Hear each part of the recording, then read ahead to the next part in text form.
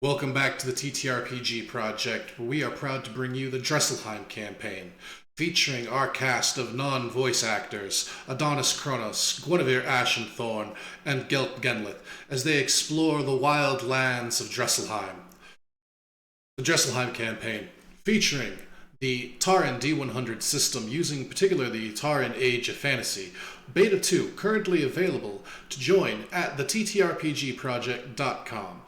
The TTRPG Project is proud to bring you the Dresselheim campaign with these non-voice actors, sponsored by proud viewers like you who remember to like, subscribe, leave a rumble, thumbs up, and even leave comments down below, or who happen to go over to the TTRPGProject.com and take a look at joining, becoming a member, joining the beta, which we always appreciate for feedback, or by picking up some of our merch. Get yourself an Adonis Kronos sticker for that notebook, a Guinevere Ashenthorn to put on the car, or pick up a t-shirt or hoodie to let people know that you know how to play other games besides, well, other games. Anyhow, with all that being said, begin the Dresselheim campaign. Enjoy. 3. Welcome back, the Dawning Titans. Or, due to circumstances, Dawning Titan. Yep. Where we last left off, you had returned from your goblin hunt. Mildly successful. A brief encounter with Richard the Brave and his troop, an exchange of information, a payment of thank you, a return to Corvus, and delving back into the sewers. You found yourself confronted with more rats, as well as a mutated rat lord. God, terrifying. Almost lost 2 of your party members, though for the first time Adonis wasn't the one who almost died. Woohoo! It was finally Guinevere and Gelt's turn. And then you successfully slayed the beast, firing off your ancient caster shell. Which, by the way, the work crews, when they went down there, still found the rock smoldering where the round embedded. Hey, fine by me. Whatever got us out of there. You made your escape. You spent the night in a holding room at the guild hall. Your party members were taken care of, thanks to the doctors. Knew they'd make it. Only some mild scarring and desperate need of new clothing. But We're all there. But you, uncovered in acid, only filthy. Took your payment, paid the medical bills, said they could find their own way home, and went straight to the magistrate's office. I have a question. Yes. Oh, I just, I haven't, I was stating my purpose for, abandoning them. Gotcha. And you approached, found some rather dim-witted guards who were more interested in whether the stranger wanted to gamble than being helpful, have posted up at a little square of grass at the park across from the magistrate's main entrance. A little time has passed. You have taken time watching as people move about the full city with lots and lots of people coming and going from the Dragon Lily, excitedly going to see what the Opera House had available to them. Some people talking about the excitement they had about hopefully the coming events. You see a few wagons come and go, and eventually a coach arrives in front of the magistrate's house. You see a group of guards step out from the coach. A large sitting shotgun on the coach bench, a large dragonborn, probably close to 7.5 feet tall, dark forest green scales, with a very large claymore strapped across their back, who seems to be having a quick conversation with the guards at the main gate. A few more wagons go through. Eventually one goes by that blocks your view for a moment. And as soon as it clears your view, you see an elven gentleman, about 7 feet tall, fairly muscular for an elf, about 210 pounds. Muscular than Gelt?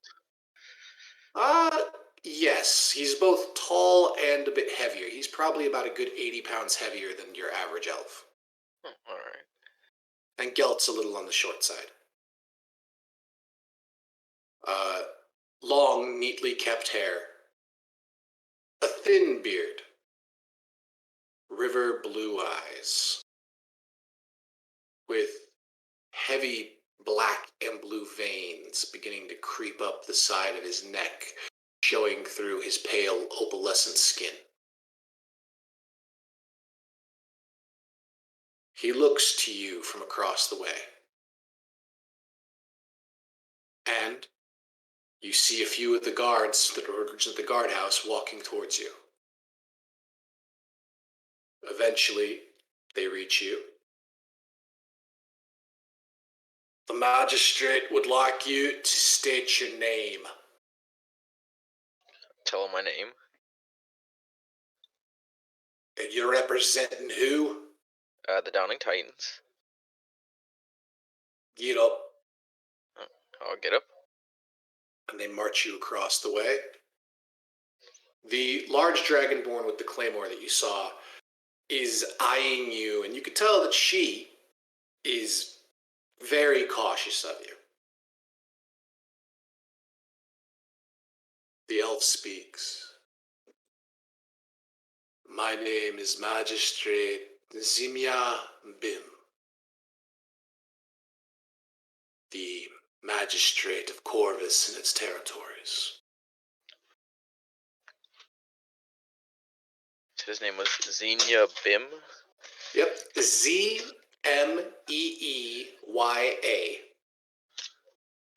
My note taker's not here, so I gotta be. Yeah, B-A-E-M. Okay. Oh, actually, the proper spelling of his first name, I just gave you the phonetic so that you could pronounce it. The actual proper spelling would be Z-M-I-Y-A. Z-M-I-Y-A. Yep. Zemia Bim. Yep. Okay, got it. One of the guards leans forward and does a proper introduction of who you are. You see a slight glint in the magistrate's eyes. Ah, the heroes of our sewer. Oh, man. I hope that name doesn't stick. Well, I heard of your exploits but this morning. I've heard that your comrades have made a neat recovery. I hope that their physical wounds are lighter than their mental. How may I help you, young Titan? Well, I wanted to set up an appointment to discuss the farmland that we discovered was now no longer being worked on. And so you are well informed. I I did not know it was the Dawning Titans that discovered the Stills farm. And you see the magistrate kind of throw a glance towards one of the aides that got out of the coach with him. Uh-huh. And they're immediately starting to look through paperwork. Tell me, young Adonis, do you like wine? Not my favorite thing, but, one of my members does fancy a drink or two here and there. Perfect. I need someone with a clean palate. Come this way. And he snaps his fingers and immediately turns. The guards open up the gates leading into the magistrate's residence. And you are ushered through. As you go in, you find that the buildings are large. You kind of already knew they were big from the outside, but now seeing them past the gates, you can't help but be a little more astonished at the giant redwood trees that have all been grown, wrapped into each other to make up the main building, where the gaps in the roots that come out of the earth seem to have stone clearly formed by dwarves to fill the gaps. The entire grounds inside appear to be a mismatch of magically grown and augmented stone and plant work. A series of outbuildings, clearly homes for the guards, all heavily adorned in beautiful white marble. And more full trees grown up. You're sure that it took time for these trees to grow, even with the aid of elven magic. As you approach the main doors before you enter into the main hall of the building, a group of house servants, all elven, are lined up to greet the magistrate upon his return, and are all eyeing his human guest. Give him a little wave. One of the servants is standing there with a golden serving cart that has a felt lining along the top. And as you approach the top of the stairs, before you enter through the threshold, 2 halberds are dropped in front of you. And the large dragonborn with the claymore, who has yet to speak, finally speaks. Place your weapons on the cart. Alright, I place my weapons on the cart. Right, I have no issues with that. So you put 2 knives on the cart, your caster pistol, and your crossbow, and your bolts. Mm-hmm. All right, all 4 of them. Yep. All on the cart, and the guards take a quick mental inventory. The magistrate nods his approval, and as the 2 of you notice the guards actually, other than the large guard with her claymore, the other guards remain outside. One of the servants who approached with the cart pushes the cart along with you as you walk through the estate. And as you enter into the main foray, beautiful sculptures of the goddess that are not so much carved out of the wood, but the wood itself grown into embodiments of the goddess Elveness. Paintings and tapestries, gifts from kingdoms abroad decorate and hang from the ceilings and walls all around, until finally you are led to a series of wooden doors that all appear to be almost woven of tree roots. And they swing open so that you may enter the magistrate's office. The magistrate's office, to your surprise, actually has a stone fireplace, large and rather magnificent, placed at the center of that would be, as you enter, that would be to your left. Okay. Above it, a large painting.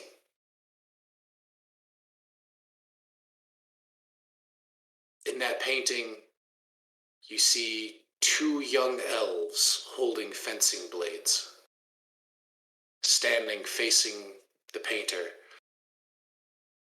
When you look up, there is a tinge of something ever so familiar about this painting. Please make a history roll.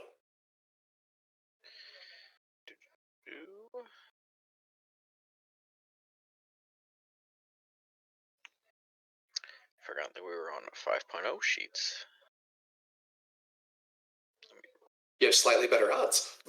Yeah.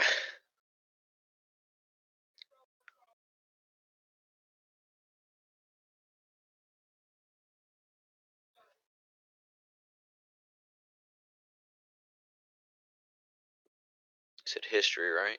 Yep. 35. No negatives, though, so. All right. There's something about this painting, in particular, one of the young elves' eyes. Like, you could tell that the older elf in the background is clearly the magistrate. Hmm. But these two younger elves who clearly not past their first 100 years when this painting was made. There's something about the eyes of one of them that just, it's right on the tip of your mind, but you can't quite place it. The magistrate offers you a chair. The cart with your weapons is placed off to the side of his desk, and a few more servants come in with a long crate box that they place on the opposite end of the desk. They place down a series of goblets, and the magistrate waves them away. I'll be honest with you, young Titan. Every year, when we have these festivals, I have both the joy and dreaded task of tasting samples. And I have been tasting samples for the last 10 days. And quite frankly, no one here is willing to give me their honest opinion, afraid of being wrong. So, I am hoping one who does not quite have skin in the game can help me get through this arduous task. And he pulls the first bottle of wine from the crate.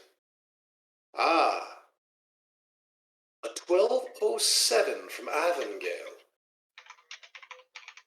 Have you ever been to Avangale? Yes, I actually grew up there. I came here, seeking, the new land and new, new adventures and possibly a better stake, to set my own path. Ah, so from the continent of Belsong and yet from the city of Avangale, you must find our humble little town rather amusing then, as he begins to pour the wine for each of you. Well, I'll Well, inform them that I'm from like a smaller town, but I do know of the town of Avengale. right, well, that's the city that you guys left from, so. Yeah. Ah, well, I hope that you find Dresselhime to help you elevate your station then. Yeah, shall we taste? And he takes the first sip.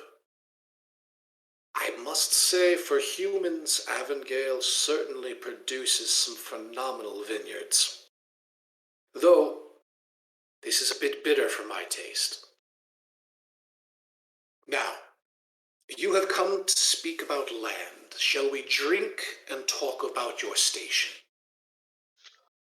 Sure. You are a member of the Dawning Titans. I read about you this morning in my morning reports. 3 of you in total. Is that your entire troop, or was that merely the group that went into the sewers? That's our entire troop. I see. You've only arrived earlier this month, and you're already making a fine name for yourself among the citizens for your work. Yeah. Not the cleanest of work, but somebody has to do it. Indeed. It is always good to have young hands that are not afraid to reach into dark and sometimes dirty places. It shows good character. And take no offense when I say this, but particularly for a human. No offense taken. He fetches another bottle for the 2 of you to taste. Ah, a Stonegrad vintage. Gives it a sniff. Ah, most likely made from not only white grapes, but probably apples, knowing them. He cracks it, opens it. Sure enough, it has sort of that golden color that's not quite yellow, but not quite pale enough to be white. And it smells heavily of apples. Would make a fine dessert wine. Not sure if it should be. They expect me to prejudge these so that I can be a fair arbiter of this year's competition with all the wine cellars. It takes all the fun out of it.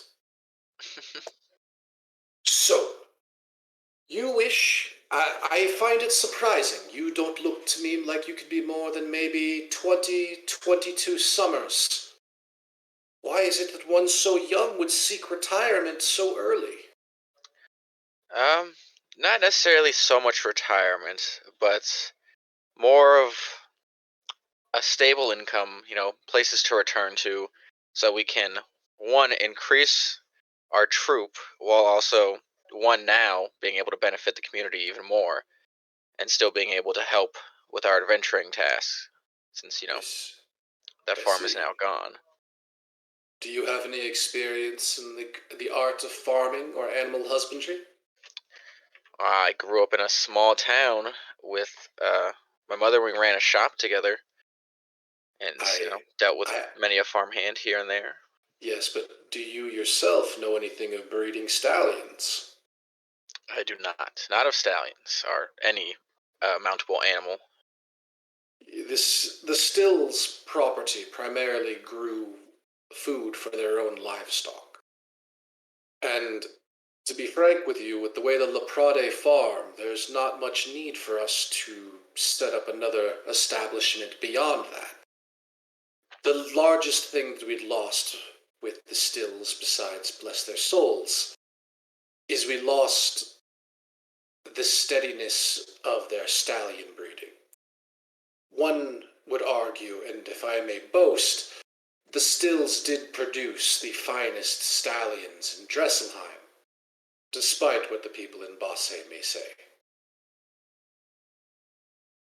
Each, of course, I'm sure, each magistrate of their territories, of course, will be a little bit biased, he says as he cracks open the third bottle of wine. Ah, ooh, another vintage from Avengale, this one. Quite sweet smelling. So, you don't wish to retire to become a farmhand, and you don't have any experience in managing nor raising of livestock. So I assume that means you'll be looking to hire on hands to do the job for you. Uh, More than likely, at least in the beginning, because I would definitely like to be hands-on in the situation and learn as much as I can, so that down the line, me hiring my hands are just for being able to move whatever needs to be moved during the season when it's time. I see. How is it that those of you on Bellsong would say, it sounds to me like you're looking to be more of a vassal than a farmer. I guess per se, but I don't mind getting my hands dirty in the work and learning what needs to be done and how it needs to be done properly. Well, it is normally rather unorthodox for not for outsiders to become landholders, but you have, as you said, come here to make a name for yourself. Tell me, does this mean that you intend to spend your mortality in Dresselheim? Yes, for this foreseeable future. As there's not much left for me back where I'm from. It is just now my mother, and she is, very old herself, and we said our I, s- goodbyes some time ago I when I had see. first left home. That is a pity. I feel for your mother. He nods his head towards the painting above the fireplace. I too know the pain of watching my sons leave to a foreign land. D'Artagnan and Athos were both brilliant boys. But and now you should make the connection of why you recognize the one boy's eyes. Yeah, no, While he, you now realize you're like, oh my god, before he became a dragonborn, that's what D'Artagnan looked like. nope, yeah. Oh, They were quite spirited. D'Artagnan was brilliant with a blade, and Athos Not quite as good with the blade, but just as deadly with his tongue. He could rouse the hearts of even the most downtrodden. But alas, the two of them wanted to make names for themselves. They sought out to return to Belsong, wanting to be the heroes that helped reclaim our homeland of our birth. That was 681 years ago when they left. It'll soon be 682. He kind of swirls the wine in his glass as he's talking. The winter of 1430 is when they left. I haven't seen either of my boys nor spoken to them in almost 700 years. And it seems that I will now never have the opportunity. I'm sorry to hear that. Yes. Like I said, I haven't spoken to them in quite some time, and I received word from the dockmaster this morning. Oh. A missive arrived from Avangale to inform me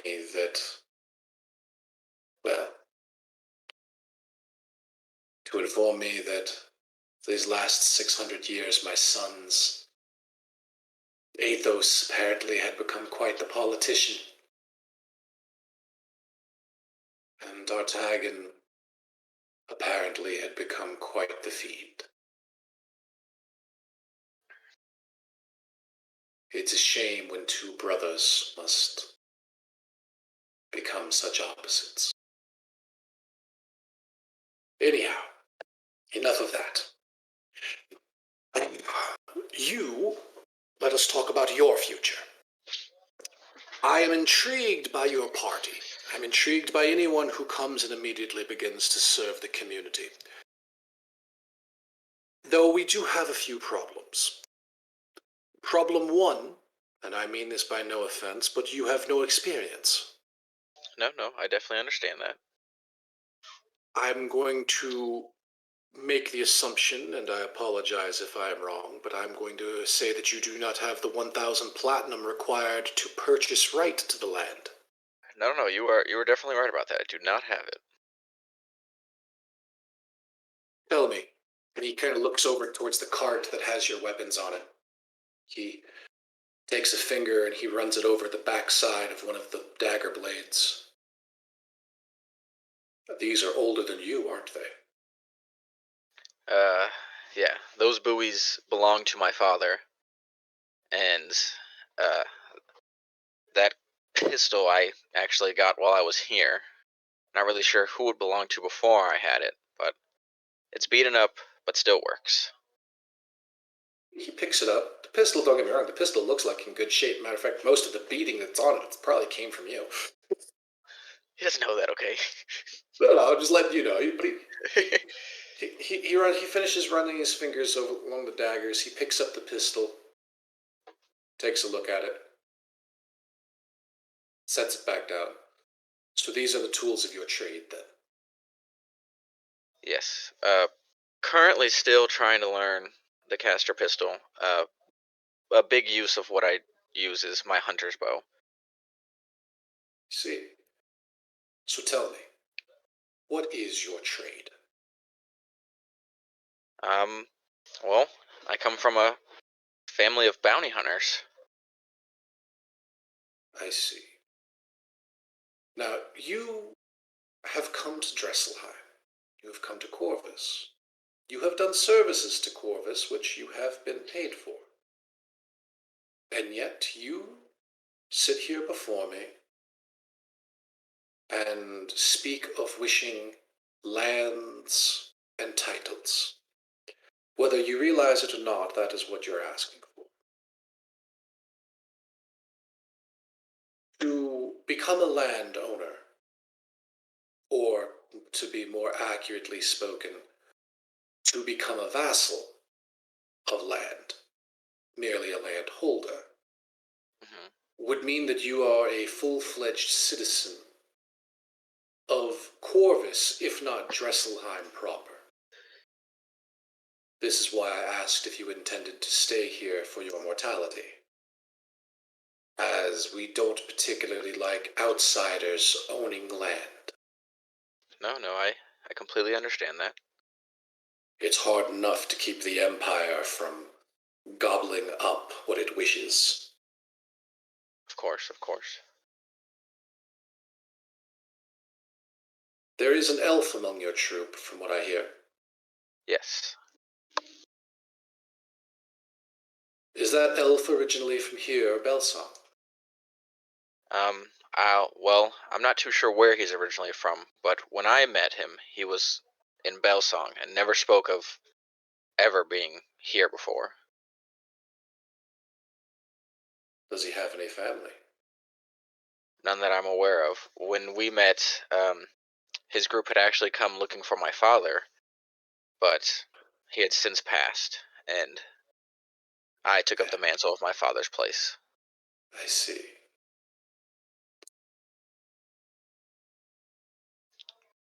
That could potentially work in your favor. The records of elves is not exactly, while it's long, it is not perfect. Mm-hmm. He could very well claim to have been born in the wilds of our lands, which would make him an automatic citizen. Now,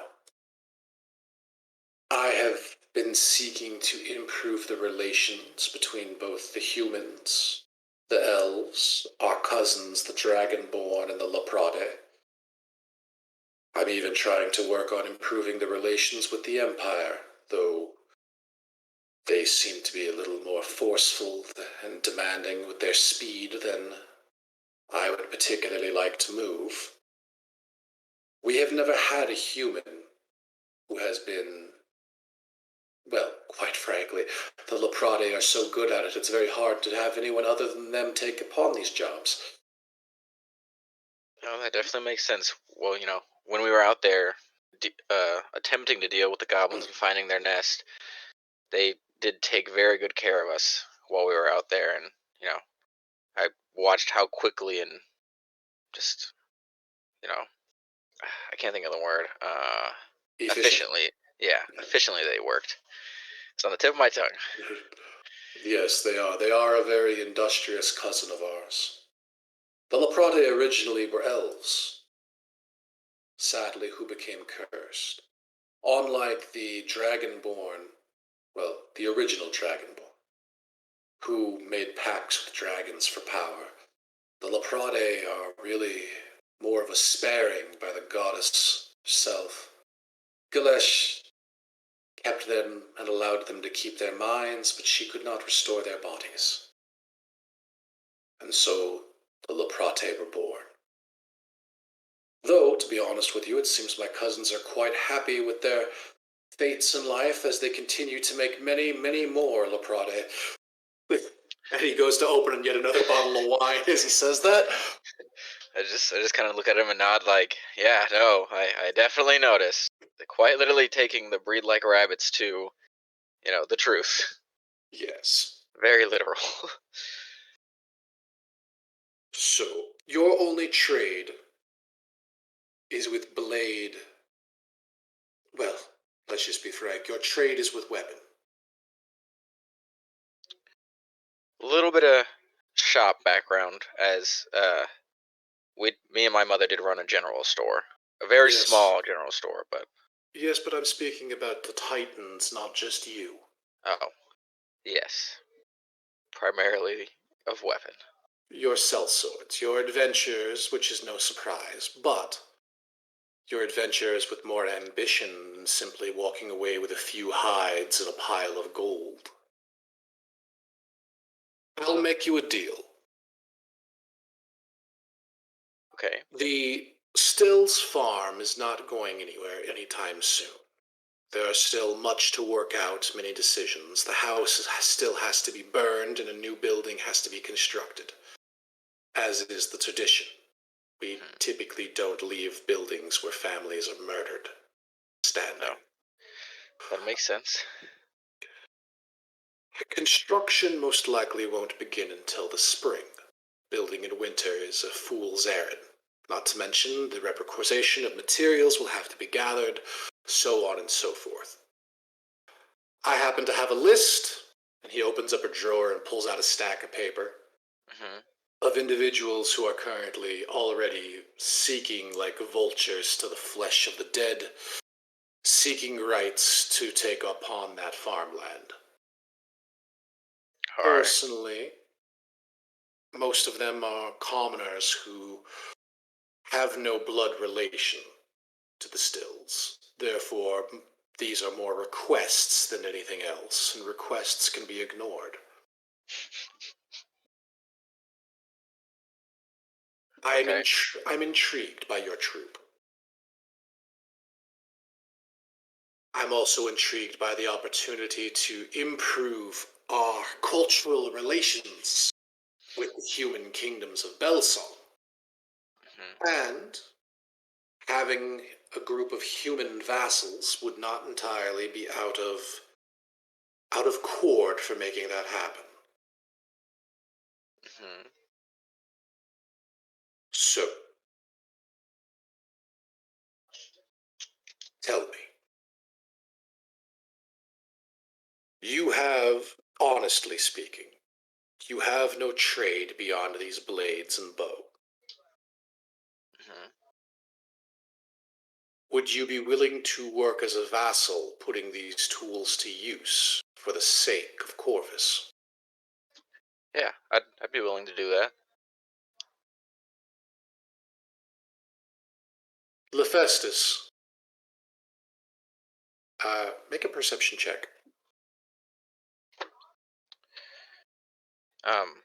On the new stat sheets, I did have a question.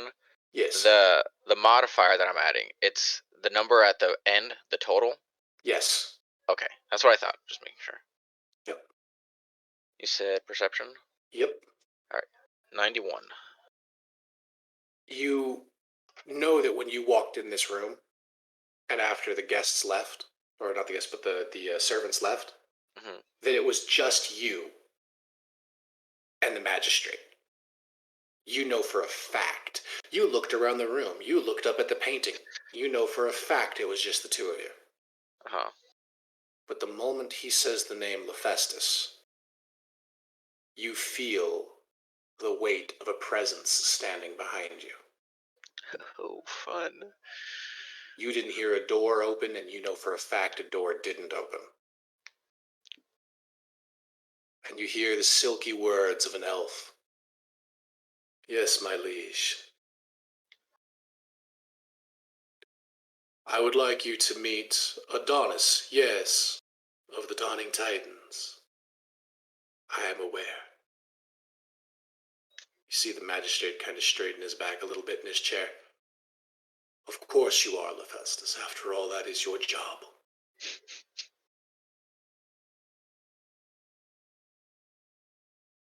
The young master here would like to become a vassal and gain wealth and fame. I'm aware. Again, you kind of see the magistrate straighten his back a little. Yes, of course. Eyes and ears everywhere, as usual, Lephistus, I'm sure. It is my job. And now Lephistus walks around your chair and comes into view. He looks down at your weapons that are laid out across the tray, and he opens up the velvet red vest that he's wearing just slightly. I happen to be a fan of science as well. And you see two pearl handles of caster pistols hanging on his vest. That's sick. I kind of just look at him and I'm like, a little in shock, because this will be the first, outside of obviously the original time that I collected my caster pistol, this will be the first time I've seen somebody else with them, right? You've seen like some of the guard carrying them, and you've seen a few of the doors walking around town with some casters, but none of them as fancy or as ornate as the ones that he just flashed. I just kind of look at them and I'm like, wow, those are very beautiful weapons. They are tools of a trade. So, I assume you summoned me because this one makes his trade in a similar fashion? I believe he does. Now, the business of your trade is none of mine. Hephaestus you see him roll his eyes. Yes, yes. Politics, plausible deniability. Yes, yes. I assume that you see potential in this young human? I do, Hephaestus. And I believe that you have a situation that you requested fresh blood to handle, and I think we may have solved that question. I see. Hephaestus picks up your caster pistol, weighs it in his hand, opens it, sees the empty chamber, closes it, gives it a few twirls, throws it into his other hand and holds it out to you. Pick up your weapons and follow me. I'll collect my weapons and follow him. So my 2 knives, hunter crossbow, and then obviously my your caster bolts. pistol. Yep, got all that. And my bolts. You see as Hephaestus walks out, he grabs one of the unopened bottles of wine. You hear the magistrate, Hephaestus, it's not like you're really going to review them anyway.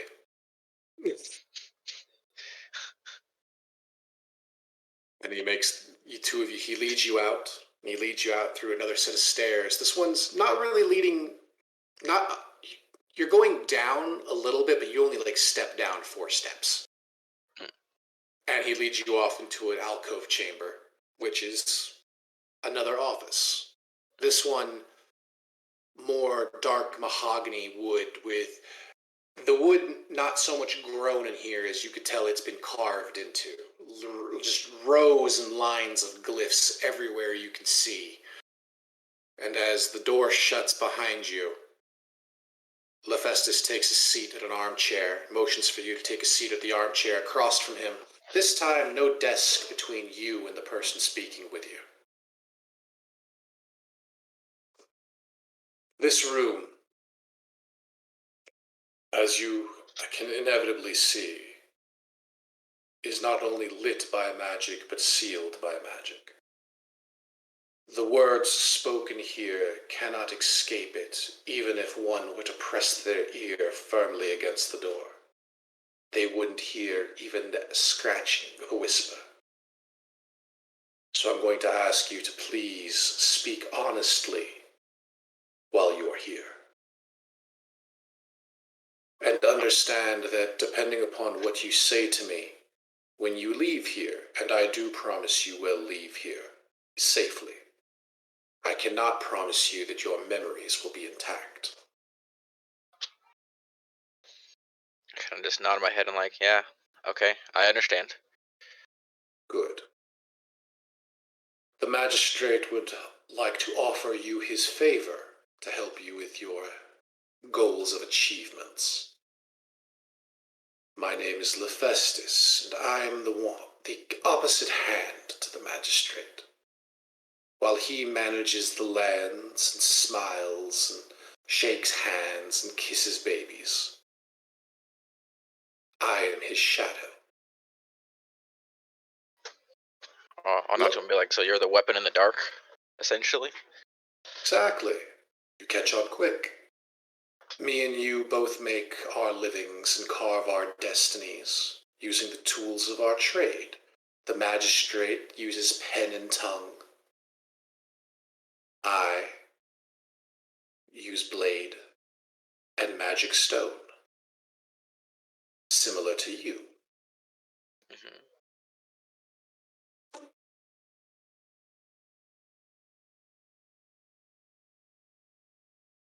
I can assure you that the magistrate is not likely to give you the farmland.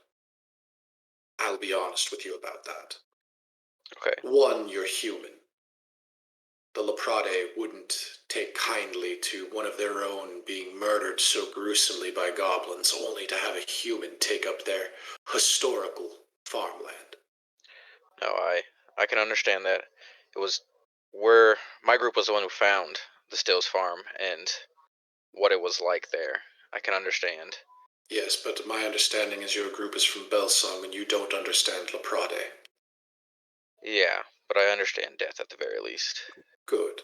You should understand that the Laprade, while they are generally mild-mannered, they have strong connections to their history. Matter of fact, we've had open trade with Belsong for over 800 years, and the Laprade have never once let a human farmer touch their lands. Sure, they come and exchange trade and information, but the Laprade don't even let our cousins the Dragonborn take up residency. It's their mark of pride. You could say that it's because they feel shame for who they are, their history of being cursed elves. So they overcompensate by demanding to be the best at the one thing they're truly good at. But I'll say what the magistrate isn't willing to say. We have plenty of properties inside the city proper. And they don't have quite the upkeep that managing a livery does. Okay. So, by proving yourself a worthy vassal, the Dawning Titans would of course receive estates. Alright. I personally, and he reaches over to he gets up and walks over to a shelf and pulls out a map of the town. Personally, if I was you, I would think about either requesting the estate just south of the Taylor's district. It's 100 platinum, which we could write off easily enough. After all, the magistrate's office does make all said provisions. Or I'd be inclined to request one of the two properties behind the Dragon's Lily. Prime locations, wouldn't you say? You would know more than I. I haven't been here very long. Well, either way. We could very easily, I overheard that you have shop experience, so you could very easily open up a storefront. Particularly from the shop, ooh, that would be interesting, next door to Occupa's Books. Matter of fact, long ago, there used to be a secondary general store. I believe it was... can't quite remember the name of the owner. Insignificant. They've long since died. But they happen to have the entire downstairs of that building, and it's 3 levels, 1 basement, 1 ground floor, and 1 above. The above floor is a decent sleeping quarters / housing, including rooms for servants. I believe in total 10, maybe 12 rooms. It's been a while since I've walked in there. The downstairs basement was a factory of sorts. They used to produce many of their own goods. I can't quite remember what their main trade was, but I do remember that they were always getting complaints from their neighbors for strange smells of concoctions. But, now I remember. How could I forget? It was Agatha's brewery.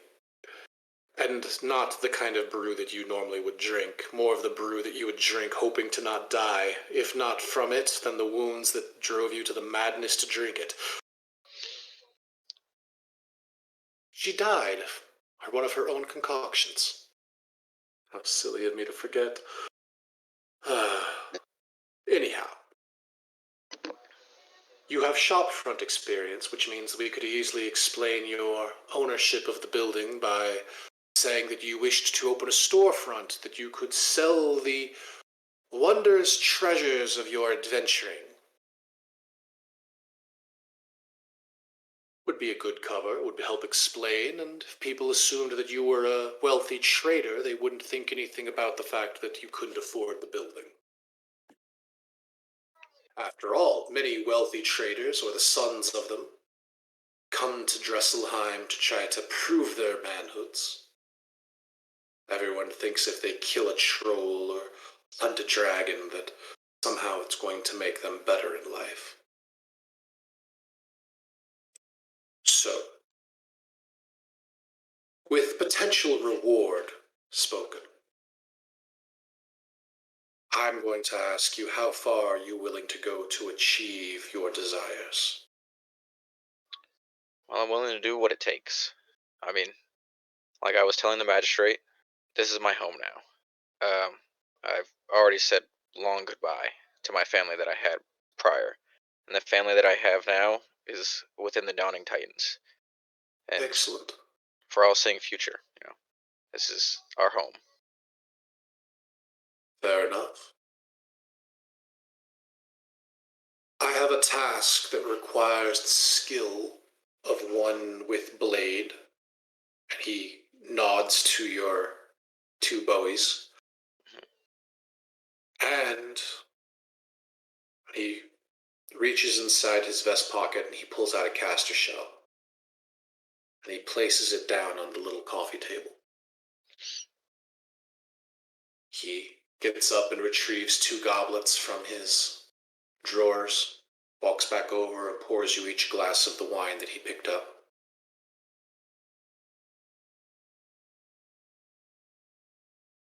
We have a captain of a ship that needs to pay a debt. Okay. And so I would like you to place this in the back of his head. I just nod my head like, all right, kind of just consider it done. Excellent. Captain Idrisil always, every year when he comes, he arranges a private dinner at the Statesman. That dinner will begin in 3 hours. He sits, he rents out the entire restaurant, much to the tenseness of everyone else. He eats alone. He will be there tonight, in 3 hours' time. He'll be eating an elk steak, covered in egg yolks and cream. He'll most likely be drinking a red wine, most likely a vintage from Belsong. Probably from Talinar, knowing the sentimental man. He is your target.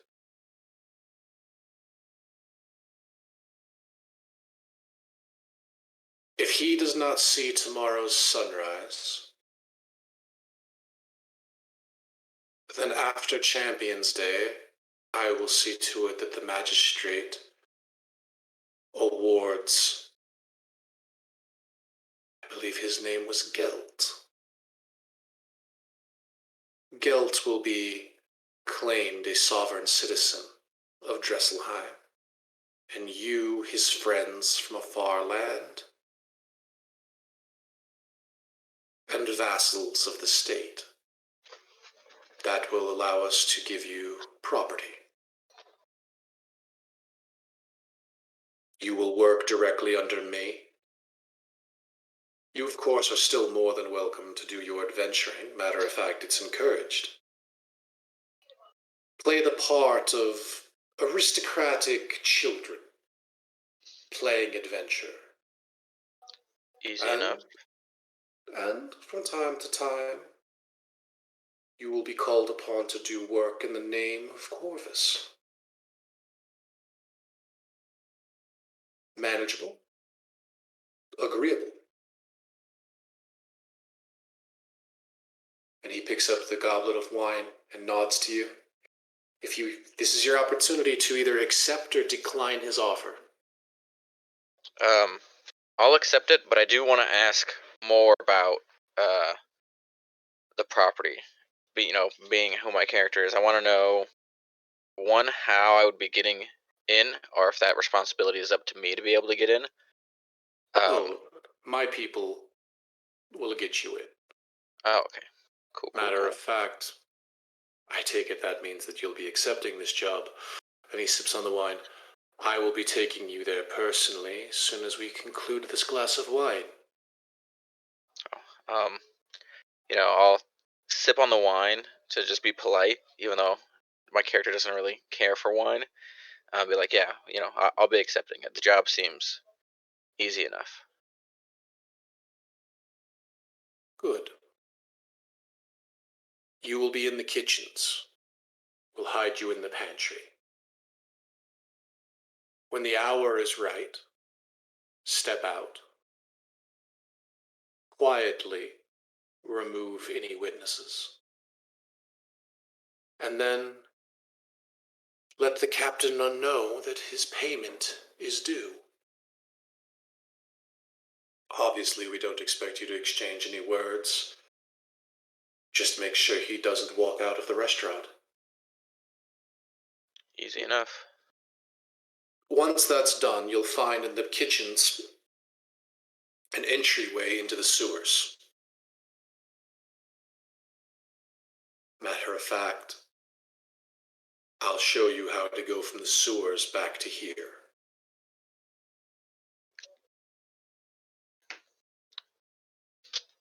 Okay. Been down there a few times. Hate it every time I'm down there, but I know now that it's a little bit safer. He motions for you to go ahead and load that caster shell. I recommend you have the hammer cocked back before you come out of the pantry. The captain's hearing is quite good. So I'll load it, and then when I get to the kitchen, that's when I'll cock my hammer back. Yeah. So. Your friends will be drinking, I'm sure, at the poorhouse like everyone else. This is convenient, as they can bear witness to your location in the evening. It would seem that fate has put all the pieces together for us. Well, this way. And he gets up and he leads you back further into his office room, where with a quick couple taps on a few stones, you watch as the stone wall moves away, revealing a staircase leading down. You walk down it. He taps on a few more stones at a dead end, and you see as the rocks shift and move apart, and you are standing back in the smelly sewer. Amazing. He leads you through a pathway of the sewer, one that you didn't go down before, because you guys didn't have to. He kicks a rat off into the water. Buggers. Until he eventually leads you around, and you're like, I remember this area, this is a dead end. And you're looking at all the pipes and everything. Uh-huh. And he taps on a few of the pipes. And you watch as, again, the rocks shift out of the way, revealing a staircase. I just keep thinking back to being in the sewer and being assaulted every time. He leads you up and around the cases. You come around. He pushes against a wall, and it slides across. And you are now standing in the kitchen of the Statesman restaurant.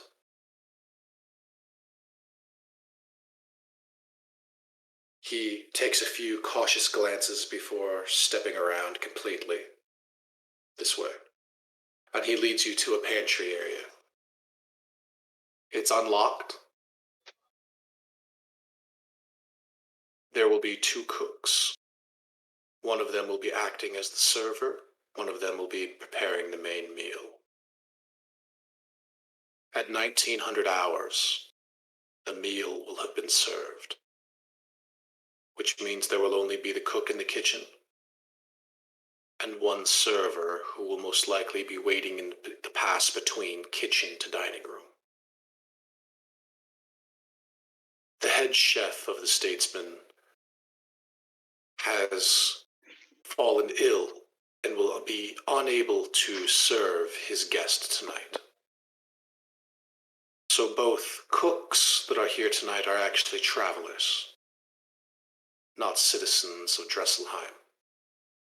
Simply ones that come to work for the Champions' Day.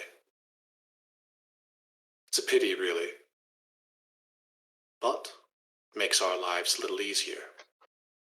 No one will ask questions about outsiders. Recommendation. I would leave that pistol behind until the last moment. You wouldn't want the captain to hear you before you wanted him to. Wait, so what does he mean until the last moment? In other words, he's saying don't draw that unless you have to at the last moment. It's going to be loud. It's going to... Once you fire that, you need to get the hell out of here. Okay. Well, and if the captain hears you fire it, then the captain's going to know what's up, and then you're going to have a whole different fight on your hands. Yeah, okay, no, because I was like, am I supposed to put the bullet in the back of the captain's head? Because I kind of already planned this out. Okay, yeah, just making sure. He's just telling you. He's just telling you to leave it to last. Yeah, no, that makes sense. I sort of already formulated a plan. All right. And with that, Lepestus is standing there with you inside this now closed pantry as the two of you have this conversation. And he says, well, I'll be waiting in my office to either hear the triumph of your return or to figure out what for the papers and the criers to say about you tomorrow as an assassin of failure. Let us hope for the latter. Oh, God, please. Stealth, you're about to come in so much handy right now. And with that, Lepestus leaves you. You hear the subtle rumblings of stonework moving back into place. And just in time, as you hear, it's a shame the chef had to go and get sick. Yeah, but look on the bright side. That means we don't have to split the tip. As the kitchen staff arrives. So those two know I'm here, or they don't know I'm here? They don't know you're there. Oh, okay. So I have to get around them and to the main dining hall. You either have to get around them or remove them. Got it. Well, the first thing I want to do is I want to cast Shadow Meld. Not a problem. Oh, and I almost forgot. Lepestus left you with a timepiece. Oh, okay, so I know what time it is. All right. Yep, he left you with a pocket watch. Not a one. There you go. I'm assuming the conditions are not dark. Well, you're in pitch black. Oh, okay. You are in a pantry. It is very dark. Okay.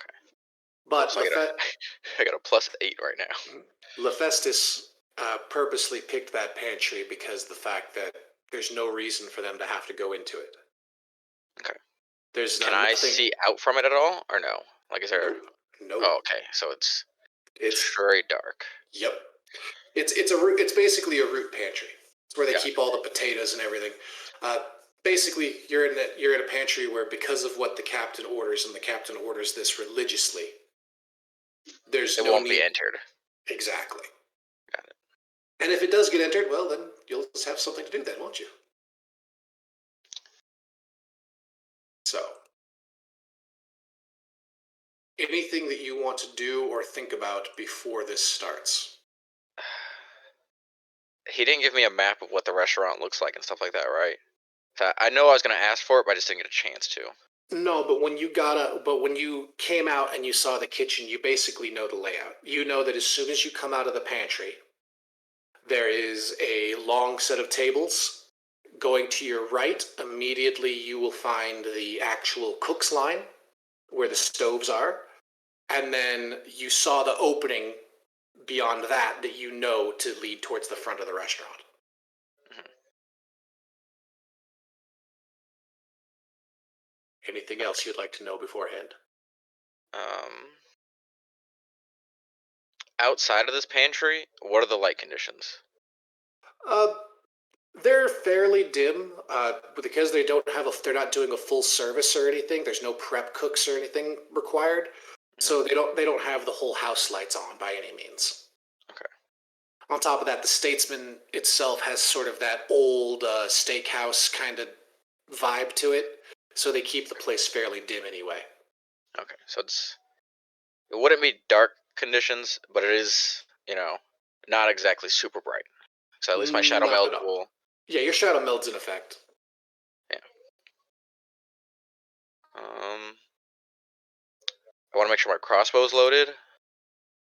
Crossbow's loaded. Good to go. Hammer's cocked back and not in a place where it'll misfire, hopefully. God forbid.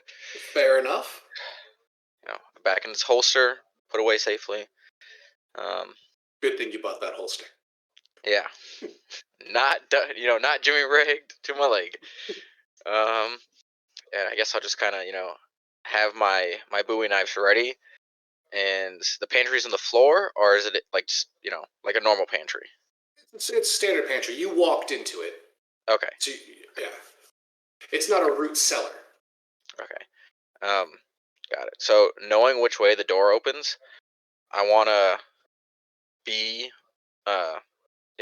where the door opening would go towards. So that way, anybody who opened the door would open it into me, and I could, come up from behind it if anybody comes in. Gotcha. Okay. And I'll, just kind of wait with my timepiece. I want to wait like 5 minutes before 7. All right. You hear the sizzling and the roaring of flame. You hear the cooks talking and laughing with one another. The clinking of glasses, the talk of excitement about the fact that they're both pretty sure this guy's going to leave a healthy tip. And they're, bragging about, can you believe he rented out the entire restaurant just so that he could sit there and eat a steak? Hey, man, people who have money do things. Yeah, but who does that? Apparently this guy. And they go about their business. The food smells phenomenal. He's basically eating an elk steak smothered in hollandaise. It's delicious. And the time arrives. You no longer smell the smell of the meat cooking or anything. Mm-hmm. You heard that the one cook go out and begin working as the server, laying about the table. You know the guest has arrived. And it is now, as you say, 5 minutes to 7. I want to start really listening, because I want to know, I want to hear as the other guy's leaving, because when he goes to leave, I want to exit the pantry as stealthily as possible, and come up, preferably if I can, behind whichever cook is left, and Okay. I want to assassinate him. All right, so first let's make this is going to sound crazy, but I need you to make a stealth check to determine whether or not you open the pantry door without making any noise. All right. So with the modifier, it's over 100. Excellent. You sleek out just like you'd snuck out of your bedroom plenty of times as a child. Out you go.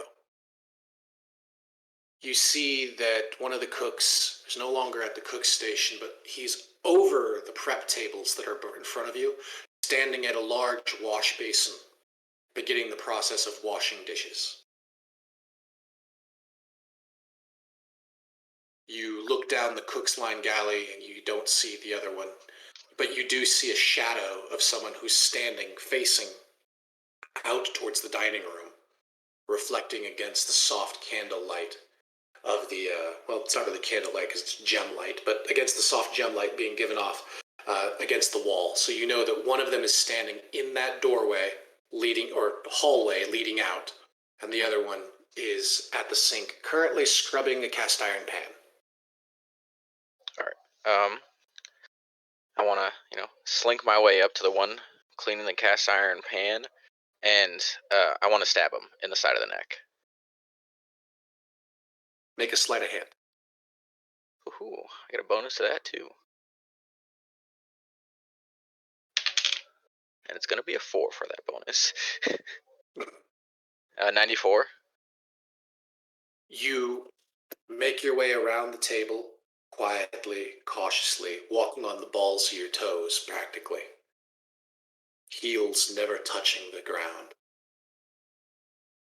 The dagger slides out of the sheath without a sound. The edge of the blade comes forward. Your hand comes up over the cook's mouth as your blade jams into the side of the throat and rips forward.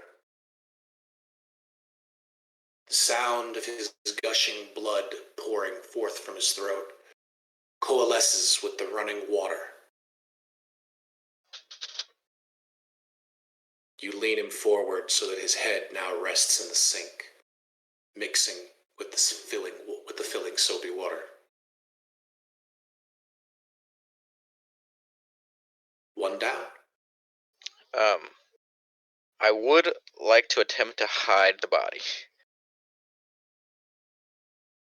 Because I know I'm running on... Well, actually, you know what? It doesn't matter. I just want to put the body on the ground so it's not visible when that door for the other guy comes back open, so that he can't, visually see his buddy just laying in the sink. Well, from where they are right now, so imagine this. When you came out of the pantry, you had to go around a table and off him at the sink. In order for that other guy to come around and see him, he'd have to come back in through the hall, back down and around the cook station, and come around the wall. Oh, okay. Cool. Then I want to get... do these doors swing both ways, or do they only swing in one direction? There's no doors. Oh, there's no doors. There's no doors. That's why I said hallways. Oh, okay. I want to go over and stand next to the hallway on the side that's not, where the kitchen is. So that way, because he'll come and turn, hopefully, towards the kitchen and not towards the other way. All right. So as there's a space right there. Let me see if he notices you when you have to sneak by behind him. Oh, he's still in the kitchen. I thought he was gone already. He's standing in the hallway leading out of the kitchen, staring out into the dining room. Oh, okay. And you want to get around to the other side, to the opposite direction you think he would turn. So, give me just a second here. Where did all of my dice go? There we go. No, he rolled a 5. He doesn't notice shit.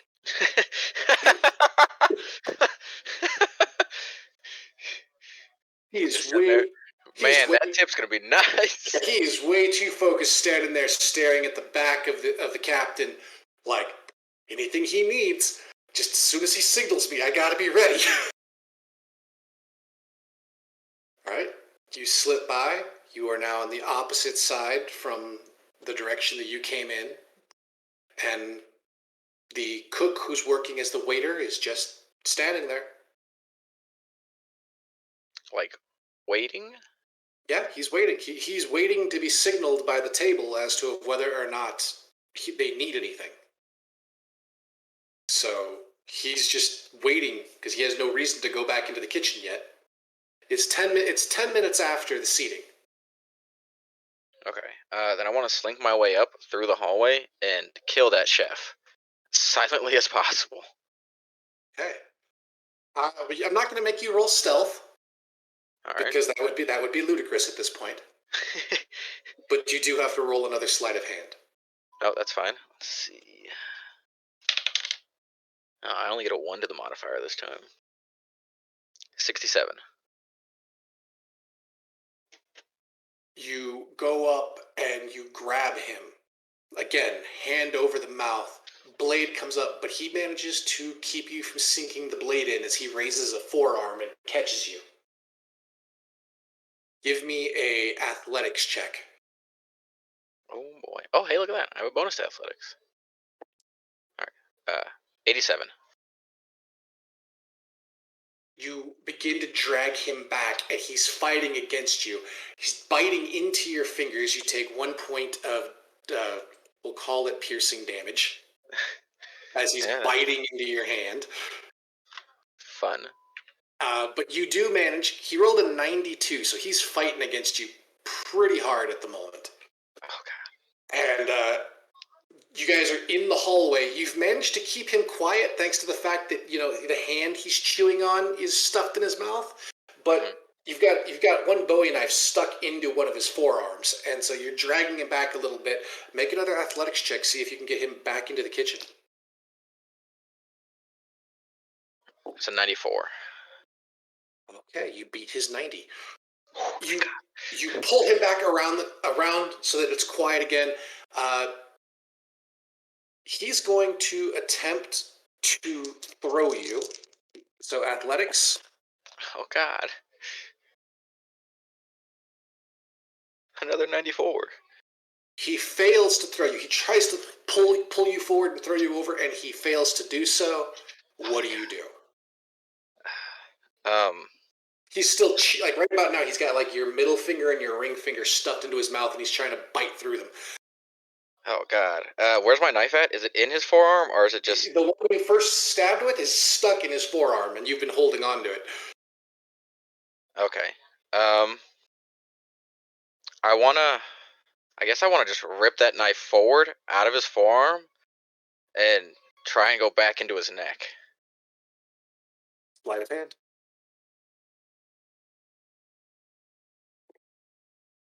$91. All right, you beat his 82. You rip the blade out, and this time you come up with the blade coming up the front, and you catch the front of his clothes as it drags up. His forearm that you just ripped the knife out of, he's trying to use it, but he can't quite lift it because of the laceration of the muscles. And as you drag it up, it slides up under his chin, and ever so slowly you manage to force the blade under the Adam's apple and through. You hold him as he shakes, a few last twitches before the life completely drains out of him. And he's on the ground. Well, technically limp in your arms, but... Oh, just place him on the ground ever so gently. Death's still a death. I'm not gonna desecrate the body or anything like that. Right. And then I'll unholster my weapon, and I'll start heading towards the dining room. I need you to make a stealth roll with disadvantage. With disadvantage, okay. Do I get my shadow meld or no? You made physical contact. Oh, okay. So your shadow meld dropped. All right. And it wouldn't really help you at this point because right now the problem is that there's human blood in the air. Gotcha. And you have a lot of it on you. All right.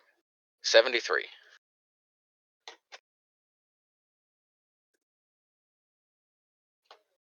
As you enter the dining room,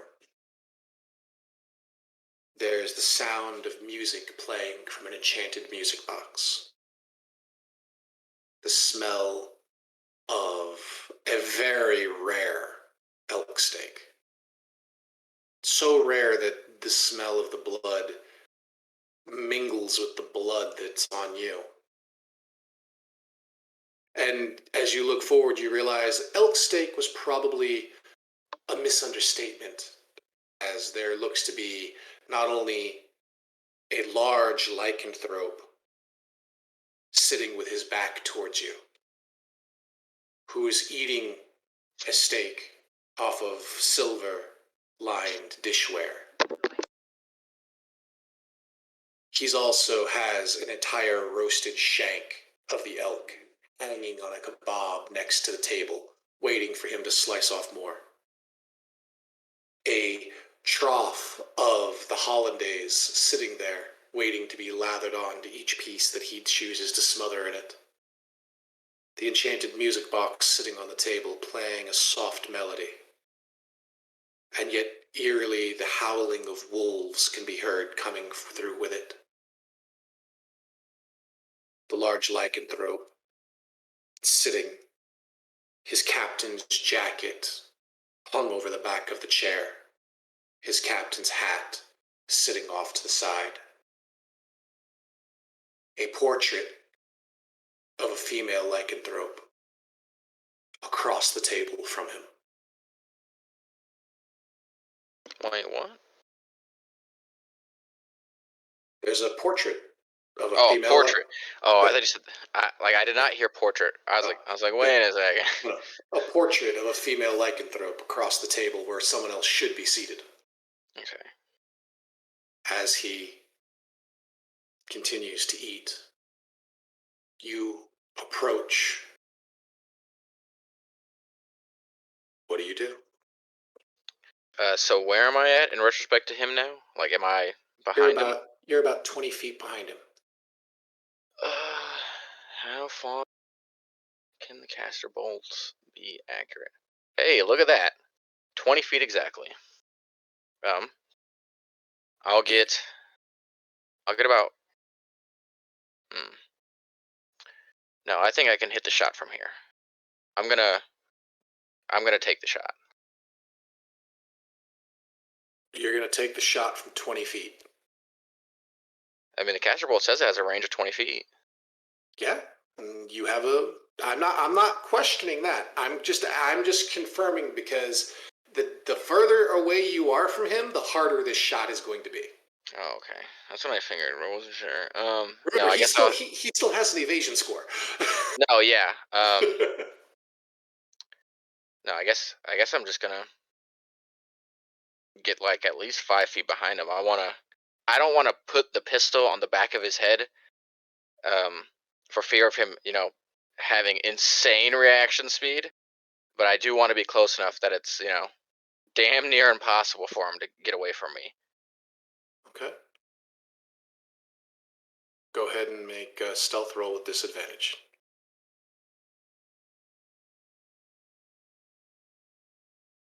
All right, 73 again. Okay. 58. He pays no heed to you as you approach. Finally, you're just out of reach. If he were to swing around with one of his large arms, he wouldn't be able to grab you. But you're close enough to know for a fact you're not going to miss. You raise your arm. Make a will roll, please.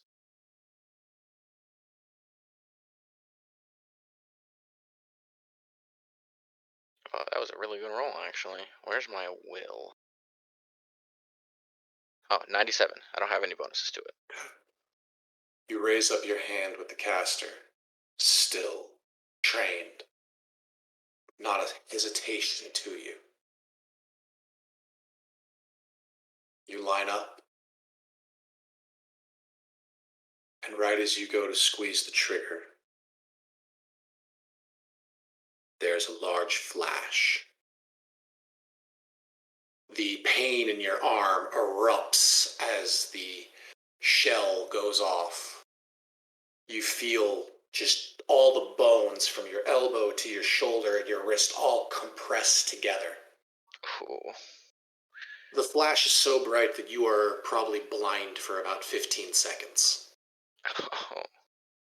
Your ears ringing, just ringing horrifically. Yeah, that's pretty normal. And you take 17 points of recoil damage. Oh my god, did you not know I was a human? 3, 4, so I'm at 7 health? Yeah. Oh, I hope this fucking wolf is dead. And the large figure standing at the table rises to his feet. Oh my fucking god.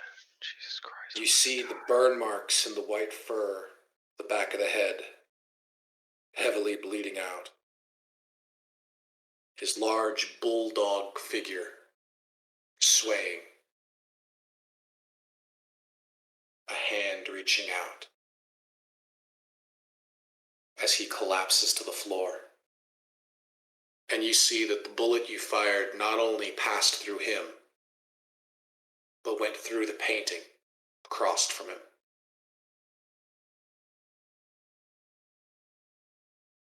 You're not even sure if he stood up out of anything other than the body's last electrical impulses. Captain Idrisil of the SS Whoops lays dead. I take my leave very hastily, even though I am feeling all of the pain. Okay. You quickly gather your wits about you. You see that he's laying dead. You see the basically obliterated painting that's covered in his gore, even though there's not much painting left as the round you fired tore through it. You immediately turn. You run back into the kitchen. You pass the two dead human cooks over to the wall that you remembered Hephaestus going through. You feel around for a bit, and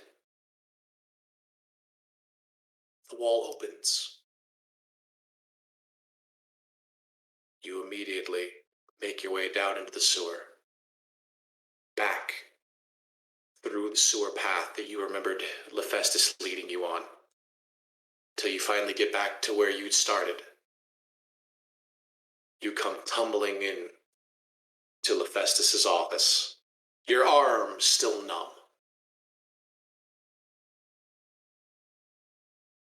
Hephaestus is standing, staring out a window that had originally been covered by some drapes. A cigarette in his mouth as he smokes. I saw the flash from here. I take it you were successful. I give him a bow as I, come in to be polite, or like a, courtesy of my hat.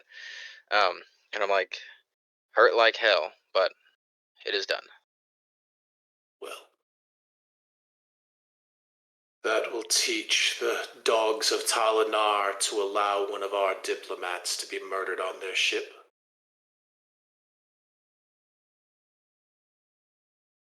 Foul creatures. Hephaestus turns. Might I see your caster? I willingly hand it over to him with my good arm. He clocks it open. Blows out the barrel. I don't see any cracks. Hands it back to you. Now then. I've made arrangements, and he grabs a cloak off of a rack and throws it to you.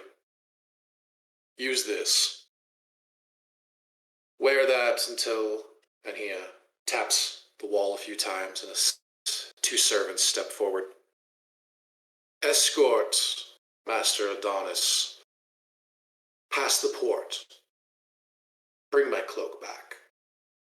Once there, I'm sure he can find his way to the poorhouse and to his party. Show him the most respects. He has done a service of Corvus this evening. They usher you out of the estate, not through the front gates that you had walked through earlier, but through side passages. They threw the cloak over you and blindfold you for most of the trip. But you know you didn't leave through the front. You are ushered through the city, your eyes uncovered. Quickly, before the port, you're standing there, and the two elves immediately pull the cloak off of you. One of them bows. You can find your way from here. And they I both tip my hat back. They both in respect. They both slink back into the shadows.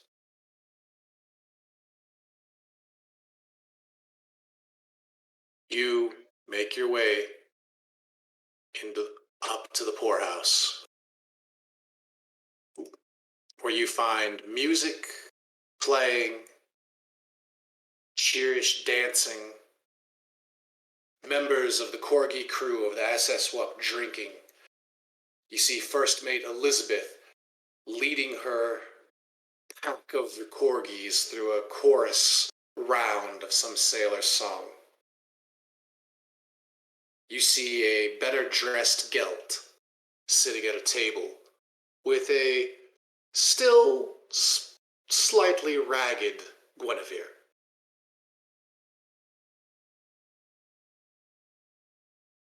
And that is where the session ends. Oh, man.